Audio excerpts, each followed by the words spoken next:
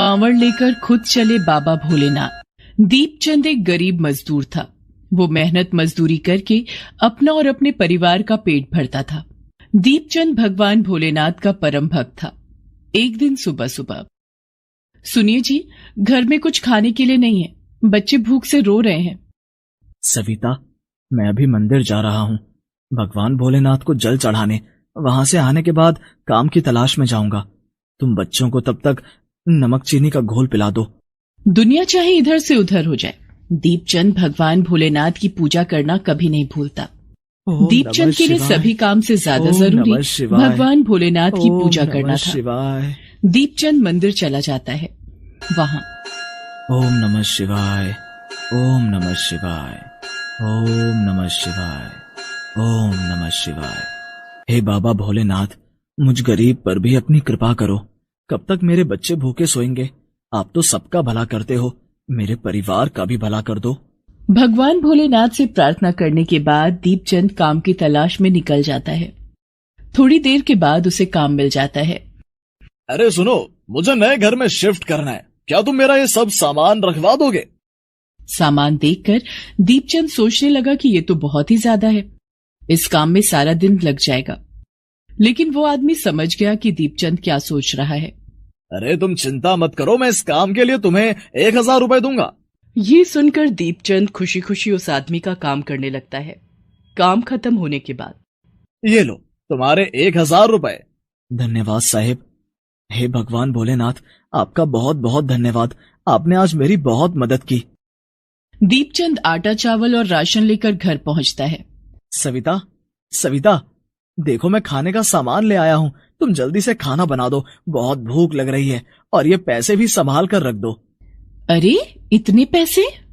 हाँ, आज एक काम मिल गया था, उसी काम के ये पैसे हैं। सब भोलेनाथ की कृपा है। इन पैसों में कुछ और पैसे मिलाकर मैं इस बार सावन के महीने में कांवड़ लेकर भोलेनाथ को जल चढ़ाने जाऊंगा। अभी सावन का महीना आने में कुछ दिन बाकी है, तब तक मैं पैसों का इंतजाम कर लूंगा। पिताजी, ये देखिए, मैंने टीन के डिब्बे से एक गुल्लक बनाई है। आप इस गुल्लक में रोज थोड़े थोड़े पैसे डाल देना, इससे आपके पैसों की बचत होगी। उन पैसों से आप कांवड़ यात्रा पर जाना। अरे वाह मेरी बच्ची। सविता, देखा तुमने, मेरी बेटी कितनी होशियार है। पिताजी, इस गुल्लक में मेरी तरफ से 2 रुपए डाल दीजिए, ये पैसे भगवान भोलेनाथ को प्रसाद चढ़ाने के काम आएंगे।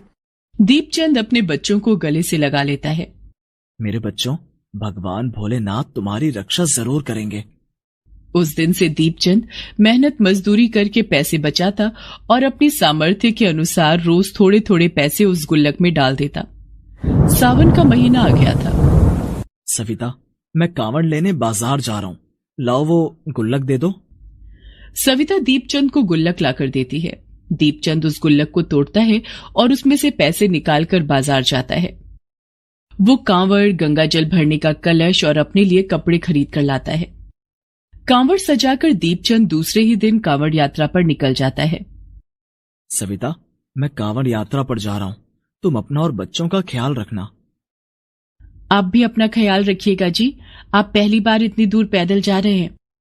मेरी चिंता मत करो सविता, भगवान भोलेनाथ अपने भक्तों का खुद ख्याल रखते हैं।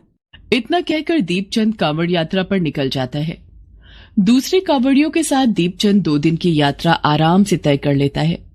लेकिन 2 दिन की यात्रा के बाद रास्ते में बहुत तेज बारिश होने लगी। दीपचंद दूसरे कांवड़ियों से बिछड़ गया। वो जंगल के रास्ते से गुजर रहा था। हे भगवान भोलेनाथ, ये बारिश भी अभी होनी थी, रास्ते में छिपने की कोई जगह भी नहीं है। तभी दीपचंद को एक पेड़ दिखाई दिया। कांवड़ को इस पेड़ पर टांग देता हूँ और इस पेड़ के नीचे बैठ जाता हूँ। लेकिन ऐसा करने पर भी दीपचंद बारिश में भीगने से नहीं बच सका। बारिश लगातार तेज होती जा रही थी।